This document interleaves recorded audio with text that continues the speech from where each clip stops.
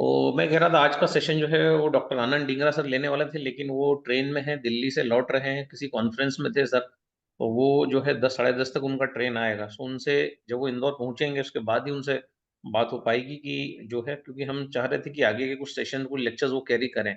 और हम ट्यूसडे को बात करने वाले थे कि हमें जो गर्भाशय का ध्यान किस प्रकार से रखना है, क्योंकि एक बार बात हो गई स्पर्म काउंट बढ़ाने की, दूसरी बार बात हो गई कंसीव करने की, तीसरी बात हो गई फोरप्ले का क्या रोल है, और चौथी बात थी कि अब जब बच्चा गर्भ में आ चुका है, तो गर्भ में आने के बाद वो बच्चा जो है वो गर्भ में रहे 9 महीने, वो मिसकैरेज ना हो। तो हम मिसकैरेज पे जो है कल बात करने वाले हैं। कल का लेक्चर काफ़ी इम्पोर्टेंट होने वाला है।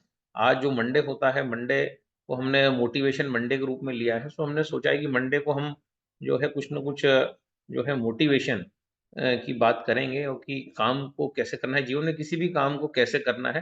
तो पोमोडोरो टेक्निक के बारे में हमने बात की थी, तो आज हम पोमोडोरो टेक्निक के बारे में भी बात करेंगे विस्तार से। 15 मिनट का वीडियो देखेंगे और उसके बाद हम जो है भारतीय दर्शन गर्भ संस्कार जिसको हम कहते हैं, जो हमारे यहाँ बड़ा खूबसूरत नाम दिया गया है नारी शक्ति को। जैसे हम जो पीरियड्स जो होते हैं उसको हम मासिक धर्म कहते हैं, मतलब एक स्त्री के एक नए धर्म का उदय, जिसमें वो अब एक नए चेतना को लाने वाली है। या हम जो कहते हैं माहवारी कहते हैं, मतलब वारों से भी बड़ा वार महावार, मतलब जब भी महावारी आती है तो हम जो कहते हैं वो वार जो है वो भी महावार हो गया, मतलब जो है बड़ा इम्पोर्टेंस वाली तारीखें हो गई वो, जब जो है कोई भी स्त्री रजस्वला होती है, कोई भी नारी रजस्वला होती है, सो उसको महावारी कहा जाता है। मतलब इतने खूबसूरत नाम जो है दिए गए हैं, शायद ही किसी और भाषा में मतलब होंगे, कि ये सारी चीजें सनातन से आई। मतलब कल तो मैं पढ़ रहा था, नमाज शब्द भी जो है संस्कृत से आया है, नमः इति अज, मतलब जो है हमारे जो है नमः प्लस अज इज इक्वल टू नमाज, मतलब जो है ईश्वर की आराधना करना, उसी को नमाज किया गया। ये भी संस्कृत से आया है। कल जब मैंने पढ़ा इस बारे में तो काफी मतलब रोचक रोचक तथ्य जब आप पढ़ते हो तब जो है आपको पता पड़ता है कि कितना भारतीय दर्शन कितना डेप्थ में है, कितना जो है हमारे हमारी जड़ें कितनी अंदर है। तो कल हमने बात करी थी कि जड़ से ही जड़ को मजबूत किया जा सकता है। तो हमने धनिया पत्ते की जड़ का बार बार उल्लेख किया कि जो भी कंसीव करना चाहते हैं, प्रेग्नेंट होना चाहते हैं, स्त्री और पुरुष दोनों ही लोगों को धनिया पत्ता की जड़, जो कि लोग यूं ही फेंक देते हैं, उसका सेवन करना चाहिए। उसको साफ सुफ करके रखना चाहिए और डेली उसका सेवन करना चाहिए, क्योंकि वो जो हम जिसको कुछ नहीं है ऐसा सोच के फेंक देते हैं डस्टबिन में, वो जड़ ही आपको प्रेग्नेंट करने में जो है सक्षम है। किसी भी महंगे ट्रीटमेंट की जरूरत नहीं है, प्रॉपर उसको सहेजने की जरूरत है 9.5 के अंदर। सो ये भी हमने बात करी थी कि पहले उस जड़ को साफ किया जाए, 2.5 में डाला जाए ताकि सारा बैक्टीरिया नष्ट हो जाए। उसके बाद 9.5 में उसका जो है शरबत बना के पिया जा सकता है, उसका सूप बना के भी पिया जा सकता है। लेकिन अगर हमारे पास कैंगन वाटर मशीन है, तो हमें उसे गर्म करने की, सूप बनाने की ज़रूरत नहीं है। उसको मिक्सर में डालें, कैंगन पानी डालें, क्रश करें और उस पूरी जड़ के शरबत को पिया जा सकता है। काफ़ी इफ़ेक्टिव है। और जो है, जो हमारा जो टारगेट है कि 1000 वाव बच्चे जो है पैदा हों नेचुरली, उसमें ये धनिया पत्ती की जड़ जो है वो बहुत बड़ा काम करने वाली है। सो आज हम, क्योंकि गर्भ संस्कार जो है इस पे हम बात करें, तो वेद क्या कहते हैं, कब जो है, कब गर्भ संस्कार, कब गर्भधारण करना चाहिए, तो इस पे पूरा शास्त्र है। काम के ऊपर पूरा शास्त्र है, भोजन के ऊपर पूरा शास्त्र है। सो हर चीज़ पे भारत के अंदर शास्त्र है। आप नाम लो और उस पे शास्त्र आ जाएगा। सो जो है कब होना चाहिए, क्या होना चाहिए, आईवीएफ क्या होता है, इसके बाद मॉडर्न जो है साइंस जो आजकल आईवीएफ की बात करता है, तो उसके बारे में भी जानेंगे। आईवीएफ होता क्या है? आईवीएफ के बाद हम गर्भ संस्कार के बारे में जानेंगे कि गर्भ संस्कार जो है कब, कैसे, किस तिथि पे होना चाहिए, किस तिथि पे नहीं होना चाहिए, दिन में जो है गर्भाधान होना चाहिए या रात्रि में होना चाहिए। इन सब, दिन में हुआ तो क्या होगा, रात्रि में हुआ तो क्या होगा, अमावस और पूनम पे अगर आपने समागम किया तो क्या होगा, चतुर्थी, एकादशी पे अगर आपने समागम किया तो क्या होगा। तो कौन-सी वो तिथियाँ हैं जिसमें हमें समागम करना चाहिए, कौन-सी तिथियाँ हैं जिसमें हमें समागम करने से बचना चाहिए। ये सारी चीज़ों का परत दर परत, परत दर परत वो साइंटिफिक विश्लेषण है। जब हम देखते हैं, बच्चे का ब्रेन कब डेवलप होता है, बच्चे का ब्रेन गर्भ में डेवलप होता है या गर्भ के बाहर डेवलप होता है। सो हम बच्चे के ब्रेन डेवलपमेंट पे भी आगे सेशंस लेंगे। ऐसा लग रहा है कि ये सीरीज़ खत्म होने का नाम ही नहीं ले रही, इतनी बड़ी सीरीज़ है। डायबिटीज़, कैंसर, लकवा, पैरालिसिस और आपके ये सब जो चीज़ें हैं, ये तो एक दिन में सब कवर हो जाता है। लेकिन जब हमने इस सब्जेक्ट को उठाया तो हम देख रहे हैं कि परत दर परत इसमें इतनी नई-नई चीज़ें मिलती जा रही हैं, इतना इंटरेस्टिंग और इतना रोचक ये होता जा रहा है कि तो बहुत सारी चीज़ें तो ऐसी हैं कि जिनका नॉलेज मुझे भी जो है, जो जैसे-जैसे मैं स्टडी करता जा रहा हूँ, मिलता जा रहा है। मतलब मैं भी इस आयु तक अनभिज्ञ था कि जो है शादी के 48 आज मैं ये 22 साल हो गए और आज 47-48 मेरी एज है। मुझे भी कुछ चीज़ें आज पता पड़ रही हैं। सो मेरे को लगता है ये चीज़ें एक कॉमन पब्लिक से भी शेयर करना चाहिए कि ये वास्तव में कितना इम्पोर्टेंट ये सब्जेक्ट है कि हमें अगर किसी को इस धरती पे लाना है तो हमारा क्या टाइमिंग होना चाहिए, क्या तिथि होना चाहिए, क्या वार होना चाहिए। ऐसा नहीं कि हमने अचानक कुछ भी कर दिया। सो जो लोग भी प्रेगनेंसी प्लान कर रहे हैं, वास्तव में वो जो हैं बहुत एक साइंटिफिक स्टेप ले रहे हैं। सो उन अगर कोई भी प्लान कर रहा है कि हमें जो है अचानक नहीं हुई प्रेगनेंसी प्लान कर रहे हैं, तो उनकी प्लानिंग किस तरीके से होना चाहिए, उसके लिए भी जो है सनातन क्या कहता है, सारी चीज़ें आज हम डिस्कस करेंगे और कल हम फिर बात करेंगे। अगर ढींगरा जी कंफर्टेबल होते हैं, लेते हैं सेशन तो ठीक है, नहीं तो फिर जब वो कंफर्टेबल हो जाएँ, तो फिर अगर हम कल बात करेंगे कि गर्भाशय में से बच्चा ना गिरे और इसके लिए हमें क्या करना चाहिए और गर्भाशय में से बच्चा गिरता क्यों है, मिसकैरेज होता क्यों है? हम इस पे भी कल पूरा डिटेल में बात करेंगे। सो 300 साढ़े 300 साथी हमारे हो चुके हैं और जो है हम बात करते हैं, शुरुआत करते हैं आईवीएफ से।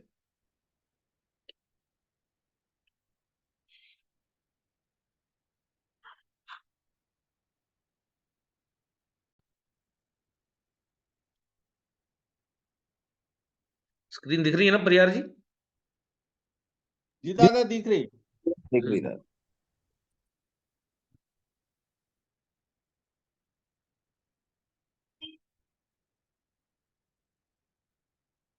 बहुत ही आसान भाषा में अगर हमें समझाना हो किसी को आईवीएफ है क्या? सबसे पहले मैं सौरभ को थैंक यू बोलूंगी for getting me here Lallantop पे। I am so excited but थोड़ी नर्वस भी हूँ। हम पेशेंस ट्रीट करते हैं, आई मीन इतनी ऑडियंस के बीच में बैठना, बट डेफिनेटली मैं जितनी क्वेरी सॉल्व कर सकती हूँ I will try my best. So अभी सबसे पहले I want to tell IVF होता क्या है। आईवीएफ के ना बहुत सारे टर्म्स हैं, टेस्ट ट्यूब बेबी, आईवीएफ, कोई लोग इक्सी बोलते हैं, आईसीएसआई, कोई लोग बोलते हैं ट्यूब में बच्चा कराना है। सो बहुत सारे टर्म्स बन गए हैं, but ideally IVF is in vitro fertilization. अब इन विट्रो फर्टिलाइजेशन में क्या होता है, हम एक फीमेल को अराउंड 10 to 15 डेज के इंजेक्शंस लगाते हैं और उनको बीच बीच में बुलाते हैं, अल्ट्रासाउंड करके उनके फॉलिकल्स देखते हैं कैसे बन रहे हैं। इन फॉलिकल्स में एग्स होते हैं। जब ये फॉलिकल्स बड़े हो जाते हैं अल्ट्रासाउंड पे, तो हम ये एग्स बाहर निकालते हैं लेबोरेटरी में। इन एग्स को हम बाहर ही इंसेमिनेट करते हैं विद द स्पर्म। तो एक डिश होती है प्लास्टिक की, उसमें हम एग्स डाल देते हैं और स्पर्म्स डाल देते हैं और स्पर्म्स इन एग्स को जाके अपने आप फर्टिलाइज करते हैं। इसको कहते हैं आईवीएफ। ठीक है, तो फिर जो बेबीज डेवलप होते हैं, जब एग और स्पर्म मिलेगा तो हमारा एम्ब्रियो बनता है। एम्ब्रियो यानी बेबीज।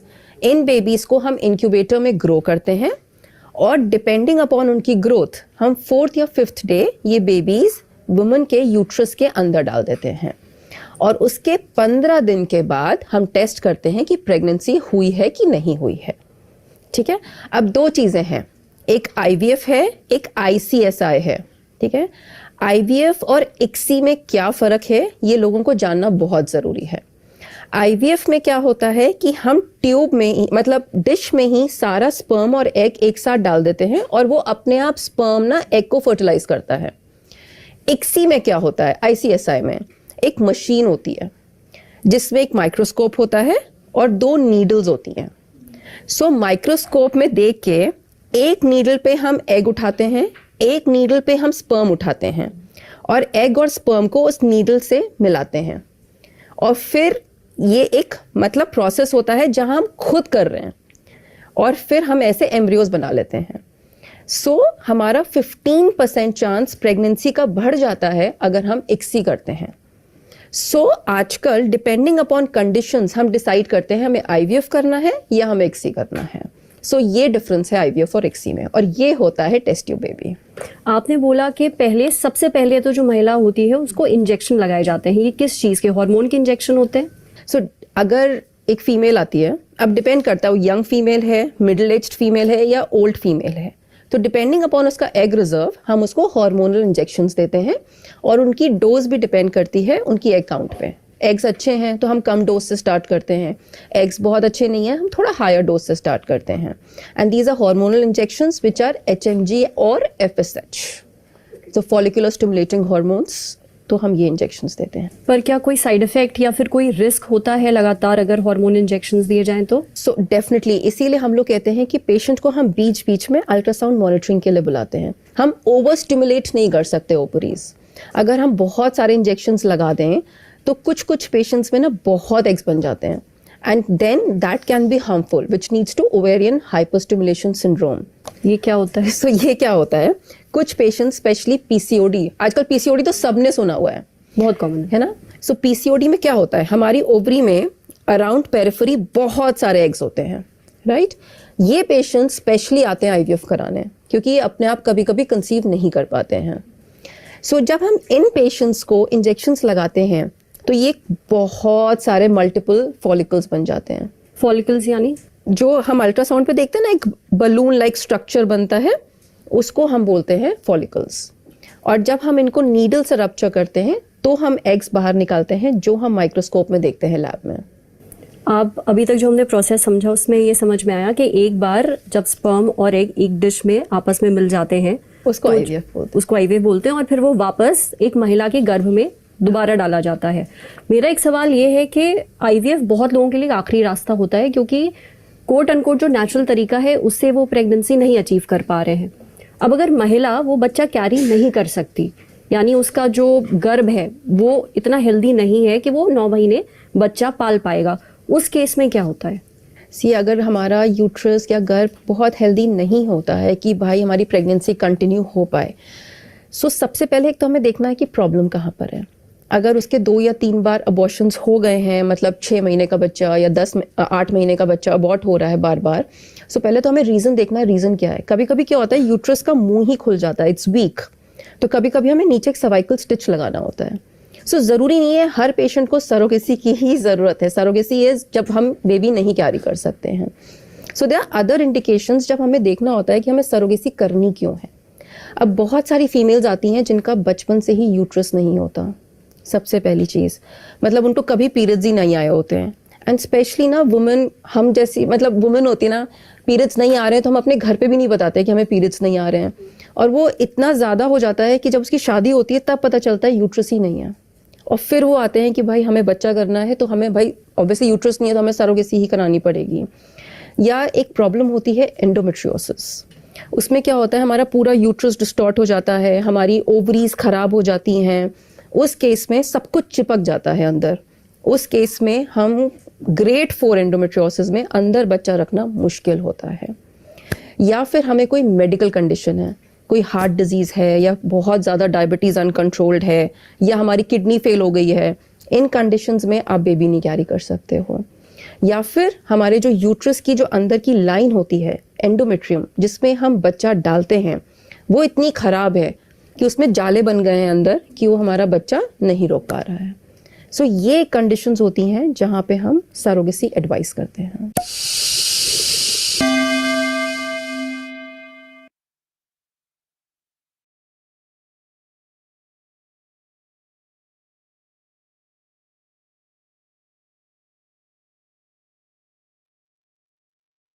दादा आवाज नहीं आ रही आपकी। तो हमने देखा कि अगर IVF के माध्यम से हमने अगर गर्भाधान कर भी लिया तो भी हमारे गर्भाशय में इतनी ताकत होना चाहिए, जैसा उन्होंने बताया कि सब कुछ बॉडी के अंदर चिपक जाता है, तो ये चिपकता क्यों है? सब कुछ बॉडी में चिपकता क्यों है? जबकि अलग-अलग होना चाहिए, खुला-खुला, खिला-खिला होना चाहिए। तो इसका मेन रीज़न है लैक ऑफ वोल्टेज। जितना वोल्टेज आपकी बॉडी में जो है 0 से बढ़ता जाएगा या कम होता जाएगा इन द सेंस -20 के ऊपर वोल्टेज होना चाहिए। अगर -20 से कम होते-होते -18, 19, -15 इस प्रकार से अगर होता जाएगा तो आप निश्चित तौर पे आपकी बॉडी में बहुत सारी चीज़ें आपस में चिपकने लगेंगी। तो यहाँ पर कैंगन वाटर का रोल आता है, यहाँ पर क्यों कंसीव हो रहा है लोगों को या क्यों उनका गर्भाशय बेटर हो रहा है। तो ये जो है, जो माइनस का जो वोल्टेज जो इस पानी से जो सप्लाई हो रहा है, जो ये आपके हर एक सेल में जा रहा है, आपके हर एक ऑर्गन में जा रहा है, यही एक सबसे बड़ा कारण है। अब अगर हम एसिडिक चीजें लेना बंद करें। हार्मोनल इम्बैलेंस, यहाँ पर भी हार्मोन के इंजेक्शन स्त्री को लगाए जाते हैं आईवीएफ में, तो ये हार्मोन का असंतुलन हुआ क्यों? जो भी हम जितना भी ज्यादा अन्न खाते हैं, अगर हम सुबह से शाम तक 3-4 बार अगर अन्न खा रहे हैं कंटिन्यूअसली, तो 100% हमें हार्मोनल इम्बैलेंस होने ही वाला है। चेहरे पे अनचाहे बाल आना, है ना, पीसीओडी होना, उसके बाद आपका हार्मोन्स का असंतुलन होना, इर्रेगुलर पीरियड्स होना, ये सारी जो चीजें हैं, जो हार्मोनल डिसबैलेंस जो है ना, इंसुलिन रेसिस्टेंस होना, ये होता है जब हम अधिक मात्रा में अन्न खाते हैं, क्योंकि हमें सिर्फ 12% ही हमारी बॉडी में अन्न है, मेजॉरिटी पानी की है। पानी किसमें है? सब्जियों में है। सो हम बार-बार कहते हैं कि सब्जियों को कैंगन वाटर में अगर हम भिगा के खाते हैं, तो ये सारी परेशानियों का हमें जड़ से निजात मिल जाता है। तो अगर हम आईवीएफ भी आपने करा लिया और आपका गर्भाशय अगर कमज़ोर है, वीक है, तो थोड़े दिन बाद वो गर्भ जो है वो गिर जाएगा। So are you getting my point?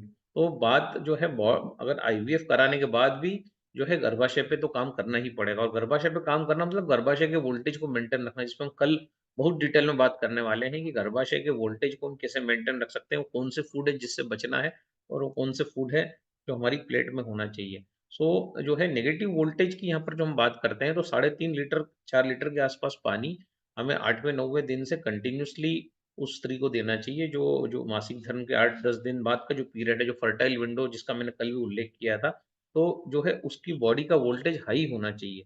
कल हम बहुत सारी चीज़ों पर बात करेंगे, गर्भाशय की सुरक्षा कैसे की जाए, गर्भाशय को मजबूत कैसे किया जाए, क्योंकि सबसे ज़्यादा मसल्स गर्भाशय में होती है, और मसल्स मजबूती का एक ही रास्ता है, अच्छा पानी। कहीं की भी मसल हो, चाहे हाथ की मसल हो, पैर की मसल हो, गर्भाशय की मसल हो, किसी भी मसल को अगर मजबूती देना है तो अच्छे पानी की आवश्यकता पड़ती है, बाद में सारी चीज़ें, सारा भोजन आता है। तो जब तक अच्छा पानी शरीर को नहीं मिलेगा, जब तक मसल्स मजबूत नहीं होने वाली, ये अटल सत्य है। सो अच्छा पानी मतलब कैसा पानी? जो पानी क्षारीय हो, जिसमें जो है कैटायन्स हो, जिस पानी में हाइड्रोजन हो, जिस पानी में आपका जो पानी क्षारीय हो, जो पानी बिना किसी केमिकल से क्षारीय बनाया गया हो, और जिस पानी में करंट हो, वोल्टेज हो, इलेक्ट्रॉन्स हो। ऐसा अगर पानी शरीर को मिलता है, और इस पानी को लेने के बाद हम इस पानी को काम करने का समय अगर देते हैं, तो गर्भाशय को मजबूत किया जा सकता है, स्टिमुलेट किया जा सकता है, पूरी बॉडी को जो है खिला-खिला, खुला-खुला बनाया जा सकता है। सो कल हम इस पे डिटेल में बात करेंगे, और जो है अभी हमने जो आईवीएफ को हमने थोड़ा-सा समझा कि आईवीएफ मतलब क्या है, कि जो स्त्री जो है उसके अंडों को बाहर निकाला, एक डिश प्लेट में रखा, उसमें स्पर्म ऊपर से डाल दिए। आप इमेजिन करिए, और उसके बाद जब वो फर्टिलाइज़ेशन हो गया, भ्रूण बन गया, तो वापस उसको स्त्री के गर्भाशय में डाल दिया। इसी को आईवीएफ कहा जाता है, और उसके लिए तब होता है जब पुरुष में भी स्पर्म काउंट कम होता है, और स्त्री के अंदर भी जो है पुरुष का भी स्पर्म कम है, और स्त्री भी जो है नेचुरली गर्भाधान नहीं कर पा रही, तब इस आईवीएफ टेक्निक का यूज़ किया जाता है। लेकिन अगर हम सही पानी और सही भोजन का इस्तेमाल अगर करें, सही कॉम्बिनेशन करें, तो हम देखते हैं कि हमें इस प्रकार की किसी भी आर्टिफ़िशियल टेक्निक की ज़रूरत नहीं पड़ेगी, और अगर हमने इस प्रकार की टेक्निक अपना भी ली, तो भी हमको उस गर्भ को बचाने के लिए, 9 महीने सुरक्षित रखने के लिए, उसको पालन-पोषण के लिए हमें ज़रूरत पड़ेगी, जो है सही पानी की। क्योंकि मसल्स जो है, जितना ताकत मसल्स को मिलना है, वो पानी ही देगा, उस गर्भ को होल्ड करने की। अब उस गर्भ के तापमान क्या होना चाहिए, क्यों मिसकैरेज होता है, इस पे कल डिटेल में चर्चा होगी, खान-पान पे भी कल डिटेल में चर्चा होगी। लेकिन आज हम चर्चा करेंगे तिथियों की, कौन-सी तिथि उपयुक्त है, सनातन धर्म गर्भाधान के ऊपर क्या कहता है, किस तिथि में बच्चा कैसा रिएक्ट करेगा, सारी चीज़ों पे आज हम परत दर परत बात करते हैं।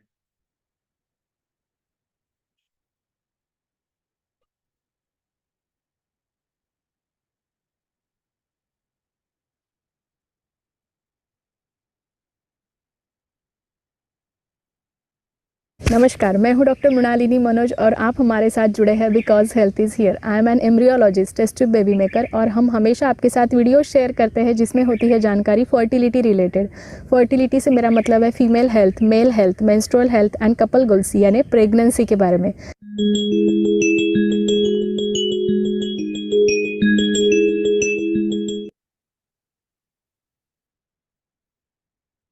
प्रेगनेंसी के बारे में, जी हाँ, प्रेगनेंसी के बारे में आज हम बहुत ही इंपॉर्टेंट फैक्टर डिस्कस करने वाले हैं, जो होता है गर्भ संस्कार। गर्भ संस्कार, अगर हम किसी से पूछें कि आप गर्भ संस्कार के बारे में क्या जानते हैं, तो हमें मोस्टली यही आंसर्स मिलते हैं कि जो प्रेग्नेंट लेडी होती है उसने क्या चीज़ें खानी चाहिए, क्या नहीं खानी चाहिए, कौन सी तरह का उसे उठना है, बैठना है, ये सारी तरह के नियम जो उन्हें बताए जाते हैं घर के बड़े बुजुर्ग महिलाओं की तरफ से, उन्हीं को वो गर्भ संस्कार मान के चलती है। उसके आगे चल के अगर हम देखें तो कई सारे घरों में कोई पूजा विधि होती है या फिर गोद भराई की रस्म होती है 7वें 8वें 9वें महीने में, तो वो रस्म में भी गर्भ संस्कार का हिस्सा माना जाता है, या मैं अगर ऐसा कहूँ कि वही गर्भ संस्कार है ऐसा भी माना जाता है। और इन सब नियमों का पालन जो गर्भवती महिला करती है उसे भी गर्भ संस्कार के तौर पे देखा जाता है।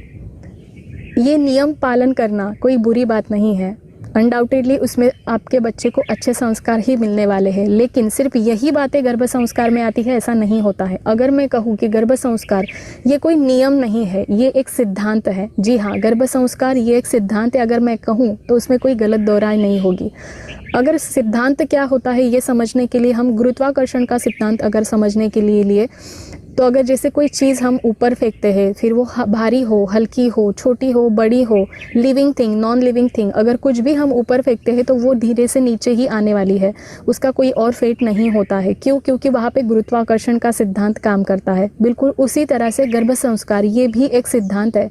अगर आप बच्चे को संस्कार दे या ना दे, लेकिन उसके आजू बाजू में जो भी कुछ एनवायरनमेंट में चल रहा है, माता के आजू बाजू में जो भी उसको दिख रहा है, चल रहा है, वही से वो अपने गर्भ संस्कार लेता है। लेकिन हमारी खुशनसीबी ये है कि इस गर्भ संस्कारों के सिद्धांत को हम एक फिल्टर लगा सकते हैं। जी हाँ, फिल्टर से मेरा मतलब है इन गर्भ संस्कारों पे जो चीज़ें आप अपने बच्चे को देना चाहती है संस्कारों के तौर पे, या फिर जो सिखाना चाहती है वो आप अपने बच्चे को सिखा सकते हैं। जी हाँ, जहाँ पे हम कहते हैं कि जब किसी को सर्वगुण संपन्न बच्चा चाहिए, यानी कि जिसमें सारी क्वालिटीज़ हो, या फिर कोई मनचाही क्वालिटी अगर आप अपने बच्चे में लाना चाहते हैं तो उसकी भी जानकारी आप अपने बच्चे को गर्भ से दे सकते हैं। जैसे कहा जाता है बदलाव वृक्ष में नहीं बीज में होता है। जी हाँ, बिल्कुल उसी तरह से जैसे जो बीज आप बोएंगे वैसा ही फल आपको आगे चल के मिलने वाला है। ऐसा नहीं होता है कि आपने जैसे जामुन का पेड़ लगाया और आपको आम के फल मिलेंगे, नहीं, जो बीज आपने बोया है उसी तरह का फल आपको आगे चल के मिलता है। इसी के लिए अगर आप अच्छे गुणों वाला संतान आगे चल के चाहते हैं तो उसका बीज रोपण यानी उसके अच्छे संस्कार देने की जानकारी आपको गर्भ से ही करनी पड़ती है। गर्भ संस्कारों की जब हम बात करते हैं तो उसमें सबसे इम्पोर्टेंट फैक्टर होता है बच्चे के दिमाग की तैयारी। जी हाँ, दिमाग की तैयारी से मेरा मतलब है उसकी ब्रेन की डेवलपमेंट। बहुत सारे पेरेंट्स ये बात नहीं जानते हैं कि बच्चे का ब्रेन डेवलपमेंट तकरीबन 80% ब्रेन डेवलपमेंट उसका माँ के गर्भ में ही हो जाता है। जी हाँ, 80% ब्रेन का डेवलपमेंट माँ के गर्भ में हो जाता है, और जन्म लेने के बाद पहले 5 सालों तक बच्चे का 15% यानी कि 15% उसका ब्रेन डेवलपमेंट होता है, और बाकी की पूरी लाइफ उसका 5% ब्रेन का डेवलपमेंट होते रहता है। तो हम हमेशा देखते हैं कि बच्चे के जन्म के बाद उसे कई सारे खिलौने किस तरह के एक्टिविटी के रूप में उसको दिए जाते हैं, उसके लिए अच्छी स्कूल ढूंढी जाती है, अच्छी पढ़ाई के लिए उसकी तैयारी की जाती है, ताकि बच्चे को अच्छी एक्टिविटी के तौर पे उसका ब्रेन डेवलपमेंट अच्छा हो। इस बात पे हम जन्म के बाद बहुत ध्यान देते हैं, लेकिन बच्चे का ब्रेन डेवलपमेंट ऑलरेडी 80% माँ के गर्भ में ही हो चुका है, तो वहाँ पे आपको तैयारी की ज़रूरत नहीं होगी क्या? बिल्कुल, उस तरह की तैयारी करने के लिए अलग तरह से गर्भ संस्कारों के तौर पे आपको तैयारी करनी होती है। जी हाँ, बच्चे का राइट ब्रेन डेवलपमेंट और लेफ्ट ब्रेन डेवलपमेंट के लिए अच्छी तरह से एक्टिविटी अगर माँ को करनी चाहिए ताकि उसके बच्चे के ब्रेन डेवलपमेंट पे उस तरीके का फ़ायदा उसे मिलता है। राइट ब्रेन डेवलपमेंट और लेफ्ट ब्रेन डेवलपमेंट के लिए अलग अलग तरह की एक्टिविटीज़ वहाँ पे करनी ज़रूरी होती है। कई बार गर्भ संस्कारों की जब हम बात करते हैं तो महिलाएं सोचती है कि चौथे महीने के बाद बच्चे को गर्भ संस्कार देने चाहिए, या फिर 5वें महीने के बाद गर्भ संस्कार देने चाहिए। जबकि उन्हें वो हलचल पता चलती है, बच्चे का पेट में हलचल शुरू होता है, तब से वो सोचती है कि अब शायद बच्चा सुनने के लिए, पढ़ने के लिए या समझने के लिए, संस्कारों को लेने के लिए तैयार है, और तब वो जानकारी देना शुरू करती है, संस्कार देना शुरू करती है। लेकिन अगर मैं कहूँ कि बच्चे की ग्रोथ डेवलपमेंट जैसे कि हम 9 महीने 9 दिन यानी पूरे 280 दिनों के लिए हम जानते हैं, तो जैसे ही अगर आपको आपके बच्चे की जानकारी लगती है कि आपके प्रेगनेंसी की जानकारी लगती है, उस दिन से शुरुआत आपको आपके गर्भ संस्कारों की कर देनी चाहिए। गर्भ संस्कार ये संकल्पना कोई भी 2-3 दिन का सेमिनार करके या फिर कोई किताब पढ़ के, गर्भ संस्कारों से वाली रिलेटेड कोई किताब पढ़ के, कोई वीडियोस देख के, ये आप उसको पूरी तरह से जस्टिस गर्भ संस्कार ये डेफिनेशन को नहीं दे पाएंगे। अगर गर्भ संस्कार की डेफिनेशन देखी जाए तो हम इस तरह से कह सकते हैं, it's daily routine of a pregnant woman. तो इस हिसाब से गर्भ संस्कार आपको देने हैं। जब भी आपको यूपीटी पॉजिटिव आ जाए या फिर आपको प्रेगनेंसी कंफर्म हो जाए, उसी वक्त से आपको गर्भ संस्कारों के बारे में सोचना शुरू कर देना चाहिए। और जी हाँ, अगर आप इसके बारे में डिटेल में जानना चाहते हैं कि गर्भ संस्कारों को किस तरह से आप अपने बच्चे में दे सकते हैं या आपको देना चाहिए, तो हमें कमेंट सेक्शन में ज़रूर बताइएगा। उसके बारे में एक डेडिकेटेड वीडियो हम आपके लिए ज़रूर लेके आएंगे। तब तक के लिए अपना ख्याल रखिए और स्वस्थ रहिए और हमेशा हमारे साथ जुड़े रहिए, बिकॉज हेल्थ इज़ हियर। नमस्कार। तो हम देखते हैं कि जिस दिन आपको पता पड़ता है कि आप प्रेग्नेंट हो गई हैं, उसी दिन से आप बच्चे के ब्रेन पे काम कर सकती हैं। घर का वातावरण कैसा होना चाहिए? क्या प्रेग्नेंट होने के बाद झगड़े-वगड़े होना चाहिए? क्या स्त्री को बहुत रुलाना चाहिए? अगर स्त्री प्रेग्नेंट होने के बाद अगर रोएगी या उसे बेजबरन रुलाया जाए, ऐसे हालात पैदा किए जाए कि उसे ज़ोर-ज़ोर से रोना पड़े तो क्या होगा? सो इन सारी चीज़ों को लेके कल हम आ रहे हैं। ये बहुत डिटेल में हम डिस्कस करेंगे एक-एक चीज़, क्योंकि मैं जितना इसमें जाता जा रहा हूँ, मुझे तो लगा था कि 1 डेढ़ घंटे में टॉपिक खत्म हो जाएगा, लेकिन जितना हम बारीक-बारीक देखते जा रहे हैं, पता पड़ रहा है कि ये टॉपिक तो खत्म होने का नाम ही नहीं ले रहा है। तो बहरहाल अब हम ये तो सब बात हम कल करेंगे ही और कोशिश करेंगे कल इसको कंक्लूड करें। लेकिन अभी हम बात करते हैं, जैसे कैंगन वाटर की मैंने बात करी कि अगर आपको कंसीव करना है तो स्त्री को जो है, जो भी उसका फर्टाइल विंडो है, जो हमने बात करी 11 से लेके 16 दिन का जो विंडो होता है, उसमें कम से कम उसको 3.25 से 4 लीटर कैंगन पानी खाली पेट पिलाया जाए, ताकि उसकी पूरी बॉडी, उसका जो पूरा नर्वस सिस्टम पूरा टोन्ड हो जाए, उसमें ऑक्सीजन की मात्रा लबालब भर जाए। और बाद में फिर हमने फोर्थ पे, और ये सारी बातें तो ऑलरेडी डिस्कस करी हुई हैं। सो 3.25 से 4 लीटर जो है पानी जो है वो स्त्री पीना प्रारंभ करे, और पुरुष भी इतना पानी, जो इलेक्ट्रिकली चार्ज वाटर है, इलेक्ट्रिकली रिड्यूस वाटर है, जो आयनाइज वाटर है, ये पानी पीना चालू करे। और उसके बाद इतना पानी जब पेट में चला जाए उसकी बॉडी में, तो वो थोड़ा-सा इन दिनों में हल्की डाइट ले, स्त्री भी हल्की डाइट ले, बहुत ज़्यादा तेल, स्पाइसी दूध, दही इन चीज़ों से बचे, हल्का आहार, इलेक्ट्रॉन रिच भोजन और सब्जियाँ ज़्यादा से ज़्यादा ले, तो हम देखेंगे कि कंसीव करने में जो है बहुत आसानी होगी। अब हम तिथियों की बात करते हैं कि तिथियों में कोई मुहूर्त होते हैं क्या? तो क्या मुहूर्त हैं? क्या इसका प्रोसेस है? इस पे बात करते हैं।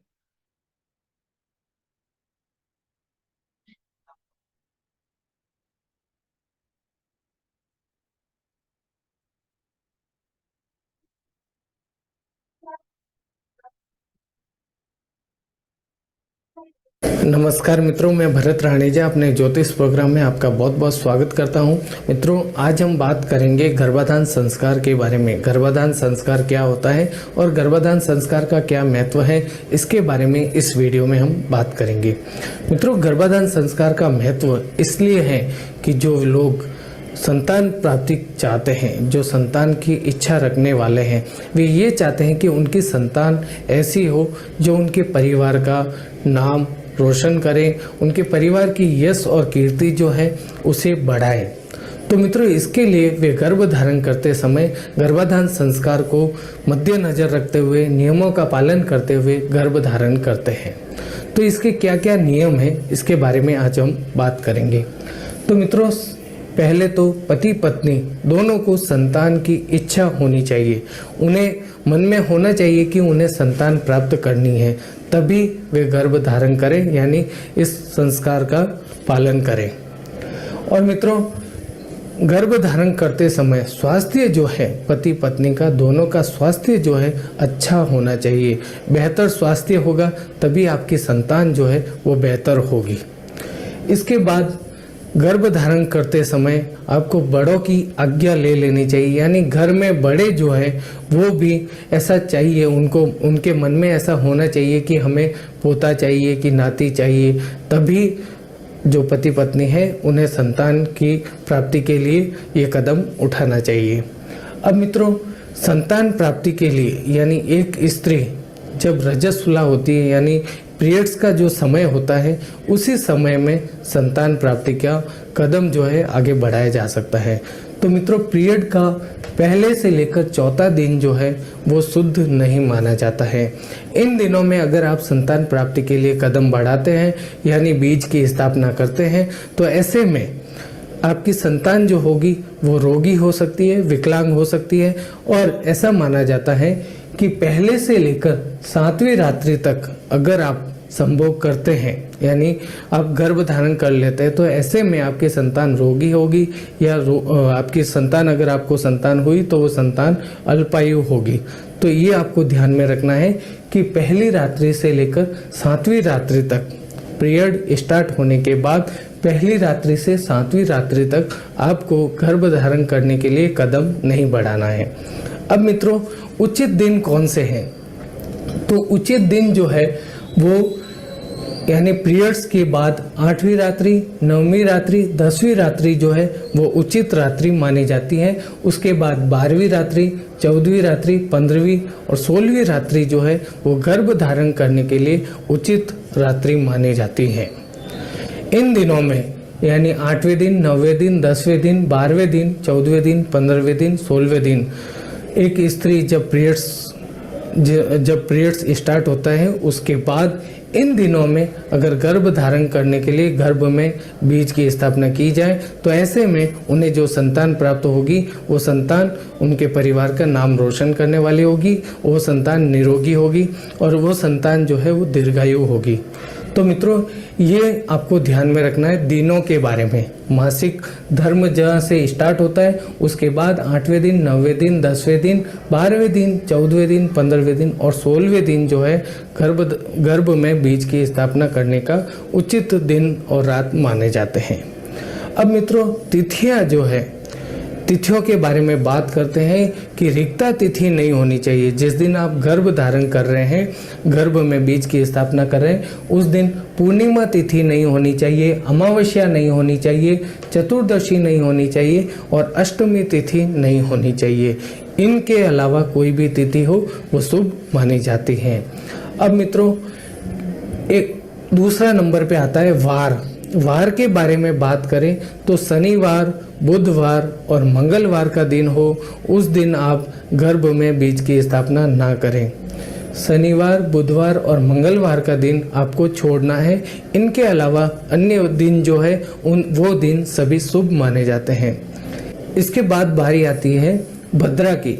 तो मित्रों, भद्रा के बारे में काफ़ी लोग बताते हैं कि भद्रा में कोई भी शुभ कार्य किया जा सकता है, पर मित्रों मेरे अनुसार भद्रा में कोई भी शुभ कार्य नहीं किया जाना चाहिए। देखिए, रक्षाबंधन के दिन आपने कई बार सुना होगा कि आज भद्रा का समय जो है वो इतने बजे से इतने बजे तक है, तो भद्रा में राखी नहीं बांधी जाती है। तो राखी बांधने का क्या कारण होता है? भाई की लंबी आयु की कामना को लेकर बहन भाई की कलाई में राखी बांधती है। तो भद्रा में राखी भी नहीं बांधी जाती है, यानी मंगल कामना भी हम नहीं करते हैं। ठीक है। इसके अलावा होलिका दहन जो होता है वो भी भद्रा में नहीं किया जाता है। तो आप कोई भी शुभ कार्य, यानी ये कार्य देखें तो संतान प्राप्ति का कार्य है, कोई वाहन खरीद रहे हैं, कोई सोना खरीद रहे हैं, तो ऐसे सभी कार्य जो है वो शुभ है, मंगल कार्य है और मंगल कार्य हमें भद्रा में नहीं करने चाहिए।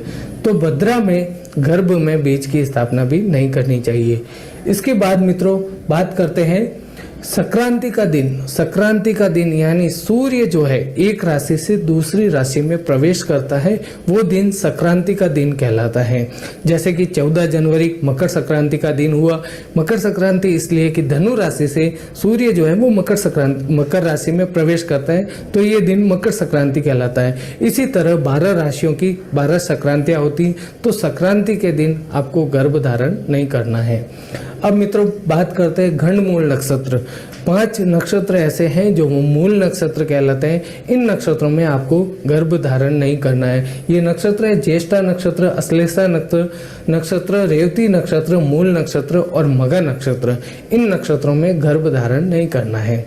इसके बाद बात करते हैं ग्रहण का दिन। चाहे सूर्य ग्रहण का दिन हो, चाहे चंद्र ग्रहण का दिन हो, ग्रहण के दिन पति पत्नी को मिलन नहीं करना चाहिए। इस दिन बीज की स्थापना नहीं करनी चाहिए। इसके बाद नंबर आता है पितृपक्ष। पितृपक्ष जिन्हें हम श्राद्ध पक्ष के नाम से भी जानते हैं। ऐसे दिन जिन दिनों में हमारे पूर्वजों ने अपना शरीर त्यागा हो, ऐसी तिथि जिन दिनों में हमारे पूर्वजों ने शरीर त्यागा हो, उस दिन भी पति पत्नी को सहवास नहीं करना चाहिए, पति पत्नी को मिलन नहीं करना चाहिए। उस दिन बीज की स्थापना नहीं करनी चाहिए।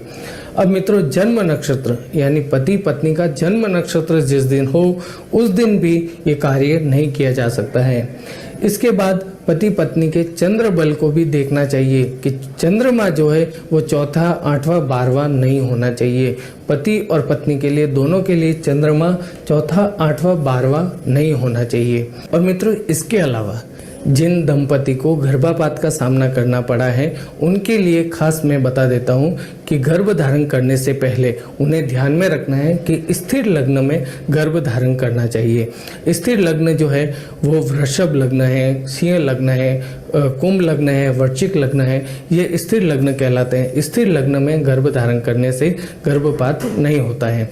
अब मित्रों, तो मेरे द्वारा दी गई जानकारी गर्भाधान संस्कार के बारे में आपको बहुत ही पसंद आई होगी। वीडियो को लाइक कीजिए, जितना हो सके अपने मित्रों के साथ शेयर कीजिए। फिर मिलेंगे नई जानकारी लेकर। धन्यवाद।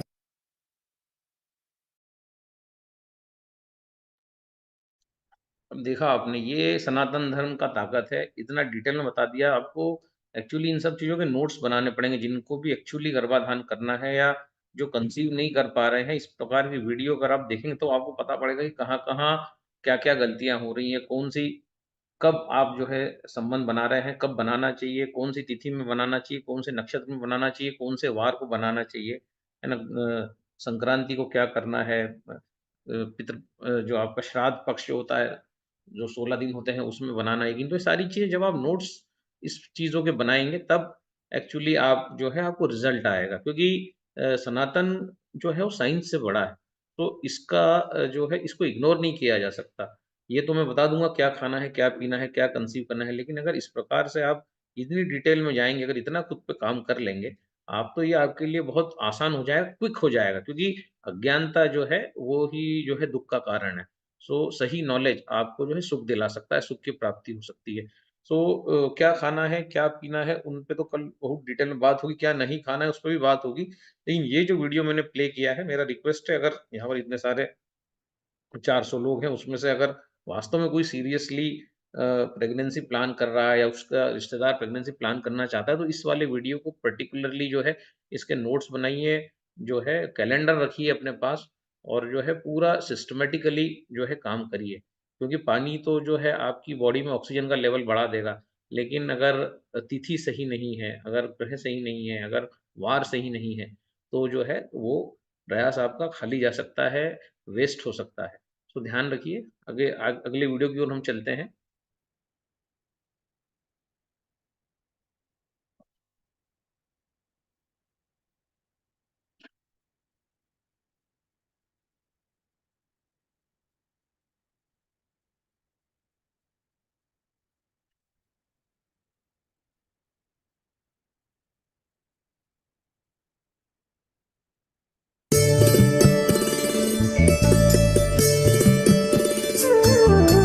जहाँ हमारे षोडश संस्कार 16 संस्कार हैं, उनमें ये पहला संस्कार नींव है, एक प्रकार से गर्भाधान संस्कार,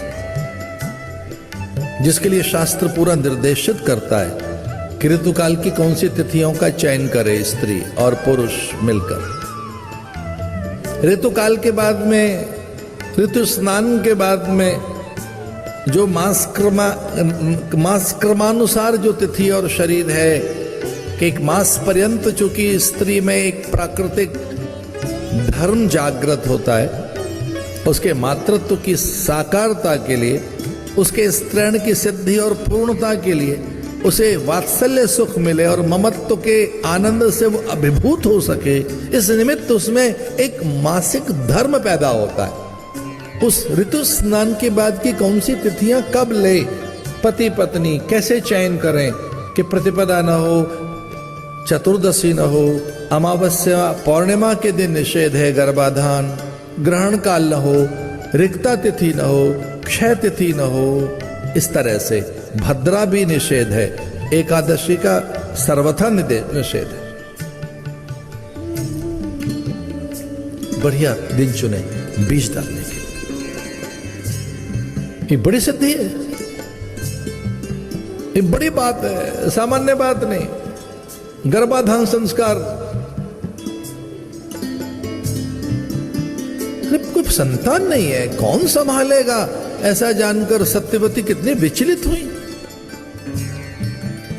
विचित्र वीर्य चित्रांगद मारे गए, कोई है ही नहीं, कौन संभालेगा। हस्तिनापुर की गद्दी, भारत का राजा कौन बनेगा,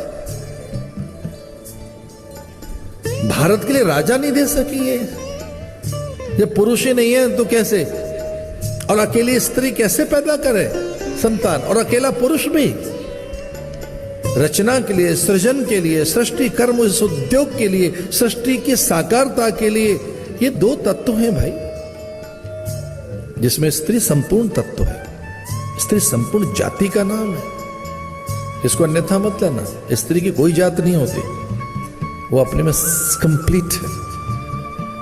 मैं क्षमा चाहता हूं, पुरुष के वीर्य में वो इनकम्प्लीट है।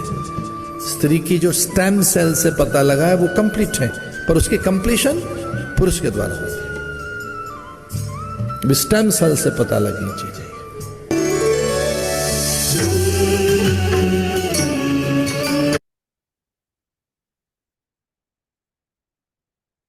ये हमारा जो था सेकंड लास्ट वीडियो था। अंतिम वीडियो हम वापस से आपसे कह रहे हैं कि आप अगर वास्तव में सीरियस हैं इस सीरीज के प्रति, तो ये आज का जो सेशन है, मेरे को लगता है अभी तक जितने भी सेशन हुए हैं उसमें सबसे इम्पोर्टेंट अगर कोई सेशन अगर मैं मानूंगा तो मैं आज के सेशन को मानूंगा, क्योंकि इसमें जो है 100% चांसेस जो है इसमें हो जाते हैं।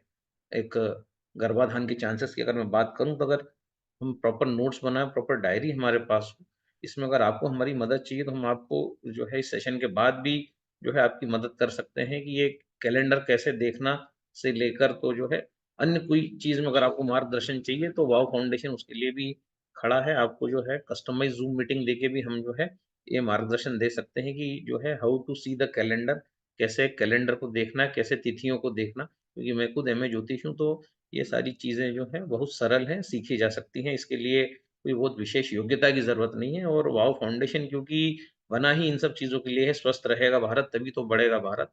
और एक आम आदमी के अपलिफ्टमेंट के लिए हमने इस संस्था को बनाया है, ना कि ये संस्था कोई पैसे कमाने का ज़रिया है। एक सबका विकास हो, है ना? हम अब बच्चे के ब्रेन डेवलपमेंट पे भी बात करना पड़ेगी, क्योंकि अभी तक तो ऐसा लग रहा था कि ये सेशन खत्म हो जाएगा 2-3 दिन में, लेकिन अब एक नई बात सामने आई कि 80% मस्तिष्क का विकास जो है वो तो माँ के गर्भ में ही हो जाता है और 5 साल में 15% हो जाता है। मतलब बचता ही नहीं है, कुछ भी नहीं बचता। मतलब 80% मतलब मेजॉरिटी जो है, अगर बच्चे का को इंटेलेक्चुअल बनाना है तो वो माँ के गर्भ में ही होगा। तो वो कौन से ऐसा म्यूज़िक है, कौन सी ऐसी धुनें हैं, कौन से ऐसे राग हैं, कौन से ऐसे मंत्र हैं, कौन सा ऐसा संगीत है, जिसका प्रभाव बच्चे के मस्तिष्क पर पड़ेगा। इन सब चीज़ों को लेके भी अब ऐसा लग रहा है कि बहुत जल्द ही डिमांड आएगी, तो अगली सीरीज़ बनानी पड़ेगी। क्योंकि अगर 80% बच्चे का डेवलपमेंट माँ के गर्भ में हो रहा है, तो ये हमारी ड्यूटी बनती है कि हम न केवल आपको जो है डिलीवरी सिखाएँ कि how to deliver a healthy baby, लेकिन how to deliver an intellectual baby. और ये सारी चीज़ें वाव आपको सिखा रहा है निःशुल्क, विदाउट एनी चार्जेस। सो बस आपका एक ही कर्तव्य है कि जितने भी आप लोग हैं, अपने-अपने 100 लोगों को सब्सक्राइब करवाइए। ये जो कैंगन विद वैभव साठी जो चैनल है, ये आपका नैतिक उत्तरदायित्व है कि जो है कम से कम प्रति व्यक्ति 100 लोग जो है, उसको एक उत्तरदायित्व ले कि मैं 100 लोगों को जॉइन कराऊँगा, सब्सक्राइब कराऊँगा कैंगन वाटर विद वैभव साठी, ताकि हर व्यक्ति जो है वो संस्कारित हो सके, हर व्यक्ति जो है उसके जीवन में खुशियाँ आ सके, वो निरोग हो सके। और वो ये तो एक छोटा-सा एक बात है प्रेगनेंसी, लेकिन बहुत सारे सब्जेक्ट पे हम लोग बात करते हैं। तो यहाँ अगर 400 मित्र हैं, तो 400 मित्रों का ये संकल्प होना चाहिए कि वो 100-100 लोगों को इस जो है ये चैनल सब्सक्राइब करवाएँ। तो ये अंतिम वीडियो हम प्ले करते हैं।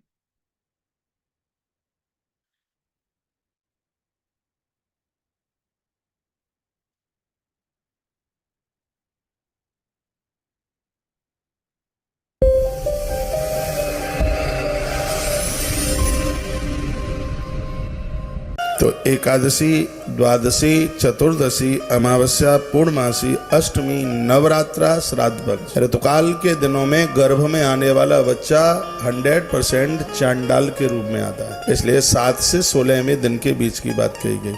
10 महीने पूर्व से व्रत आरंभ हो जाता है, जमीन पर सोया जाता है, झगड़ा किया नहीं जाता, पति पत्नी दोनों उत्साहित होते हैं। कुल की वृद्धि के लिए संतान को जन्म देना होता है, कुल को डुबाने के लिए नहीं, कुल की वृद्धि के लिए संतान को जन्म देना होता है। इसमें पति और पत्नी संतान बीज मंत्र का जप करते हैं, गोपाल सच नाम का पाठ करते हैं। इसमें यह संस्कार है, इस संस्कार को कहते हैं गर्भाधान संस्कार। इस विधि के साथ में हाँ, इसमें पति और पत्नी का स्पर्श और संयोग दिन में नहीं होता, संध्या के समय में नहीं होता, रात्रिकालीन का समय होता है। सुबह भोर प्रातः भी नहीं होता, नहीं तो जिससे दुराचारी औलाद जन्म ले लेगी। यह भी ग्रंथाकार ने वर्णन किया। गर्भाधान अमृतौ पुंसः, अमृत कहते हैं ना मरने वाला, अमृत पुत्र। लंबी आयु संतान की हो, इसके ऊपर डिपेंड गर्भाधान संस्कार है। अमृतौ पुंसा, पुंसा जीव कहते हैं। अमृत पुत्र जो नष्ट होने वाला नहीं है। क्या सुंदर बात कही, गर्भाधान अमृतौ पुंसः। पुंसा माने जीव, लंबी आयु जीने वाली संतान जन्म लेती है। पिता के जीवन में संयम, मां के जीवन में पातिव्रत धर्म हो। क्या सुंदर बात कही है कि गर्भ में संतान चल करके आई, किसी दुराचारी की दृष्टि भी पड़ गई तो होने वाली संतान विपरीत दिशा को मुड़ जाएगी।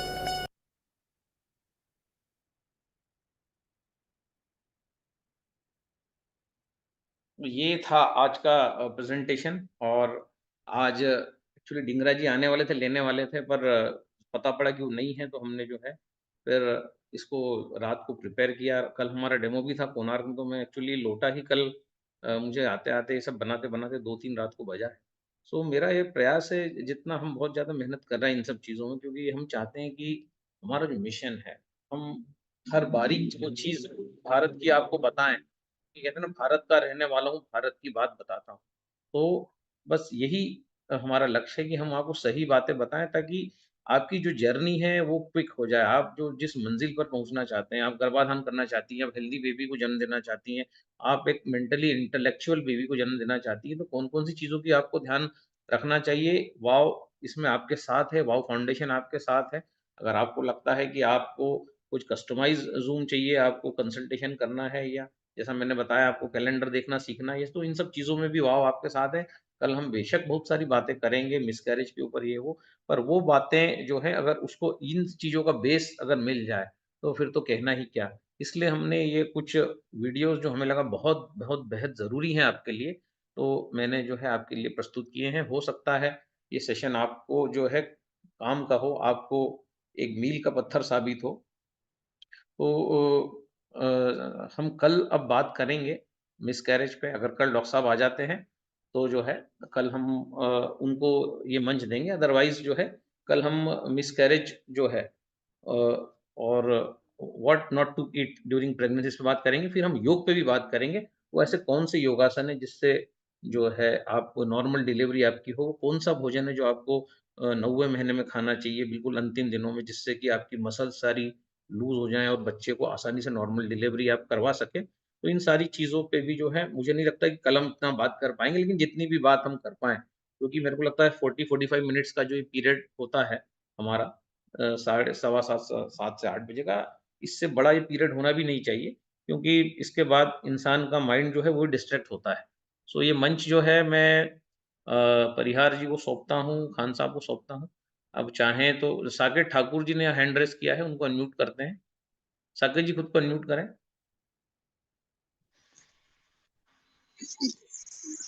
जी दादा, निसंदेह काफी महत्वपूर्ण जानकारियां मिली है। मैंने चैट में एक बहुत महत्वपूर्ण टिप्पणी की है। अच्छा, क्या किया है एक्चुअली आपने? यदि हुँ, 80% of the brain develops in the womb of the mother, hmm, hmm, 15% in 50 next 5 years, and 5% is developing whole of the life. हुँ, इसके अलावा हम एक्चुअली देखिए ना, एक बच्चे में कितनी जिज्ञासाएं होती है। We all are in the category of accidental mothers and fathers.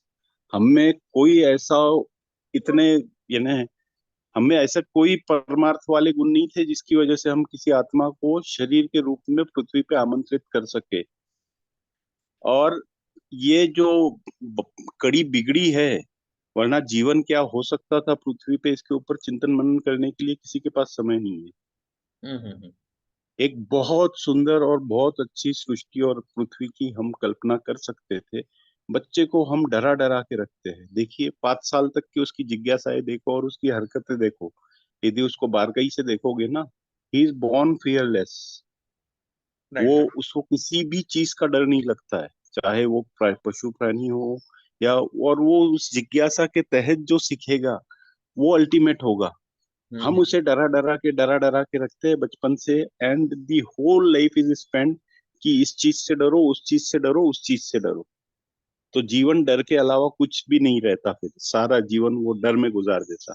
कभी पढ़ाई का डर, कभी पशु पक्षी का डर, कभी समाज का डर। तो जीवन खिलता ही नहीं, एक जो पल्लवित होना चाहिए था, एक जीवन की जो संभावना थी, वो खिलता ही नहीं कभी।